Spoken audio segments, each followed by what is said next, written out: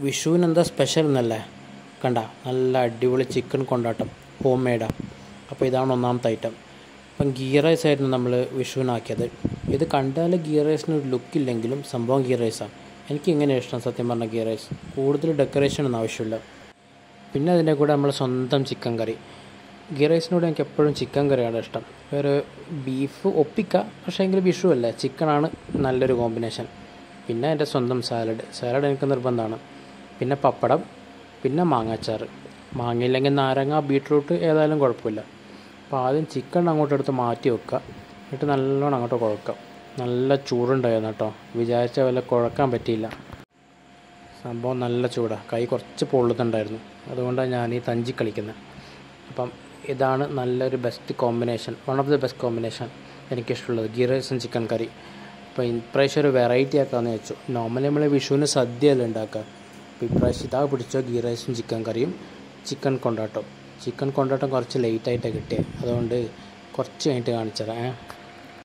ആ സൈഡിൽ മാറ്റി വെച്ച ചിക്കണിന് ഒരു പീസിങ് എടുത്തിട്ട് ഇതിൻ്റെ ഇടക്ക് വെക്കുക, എന്നിട്ടൊരു പിടുത്തം അങ്ങോട്ട് പിടിക്കുക. ആഹാ, നല്ലൊരു കോമ്പിനേഷനാണ് അത്. ഇത് പറഞ്ഞറിയിക്കാൻ കഴിയില്ല, തിന്നുമ്പോഴേ അതിൻ്റെ ഒരു ഫീലിംഗ് കിട്ടും അല്ലേ. പിന്നെ ഇടക്ക് വെച്ചൊരു പപ്പടത്തിൻ്റെ പീസ് എടുക്കുക, വയലാക്കുക. അതാണ് വേറൊരു കോമ്പിനേഷൻ. പിന്നെ അച്ചാറ്, സാലഡ് ഇതൊക്കെ ഇടയ്ക്കിടയ്ക്ക് ഒന്ന് കൈവെക്കുക. അപ്പം അതാണ് ഇതിൻ്റെ ഒരു രീതി അല്ലേ. സാലഡിൽ ശരിക്കും പറഞ്ഞാൽ സവാള, കക്കിരി, ക്യാരറ്റ്, മല്ലിച്ചപ്പ്, കറിവേപ്പില, ഈ ഒരു കണ്ടൻസ് എല്ലാം വേണം, എന്നാലേ സാലഡായി മാറും അല്ലേ. പക്ഷെ ഇന്നത്തെ സാലഡിൽ ക്യാരറ്റ് ഉണ്ടായില്ല, അതെന്താണാവോ ഇല്ലാണ്ടെന്ന്. അത് പോട്ടെ. അച്ചാറ്, മാങ്ങ അച്ചാറ്, നേരത്തെ പറഞ്ഞാൽ ബീട്രൂട്ട്, നാരങ്ങ, ഇതെല്ലാം പോവും ബിരിയാണിയുടെയും ഗീ റൈസിൻ്റെയും കൂടെ. അപ്പോൾ ഇതെല്ലാം കൂട്ടി ഒരു പിടിക്കുമ്പോഴേക്കും നമ്മളെ ചിക്കൻ കൊണ്ടാട്ടെത്തി. ആഹാ, എന്തൊരു ഐശ്വര്യം അല്ലേ. അപ്പോൾ ചിക്കൻ കൊണ്ടാട്ടം വീട്ടിലുണ്ടാക്കി കഴിഞ്ഞാൽ വേറെ തന്നെ ഒരു ടേസ്റ്റാണ്.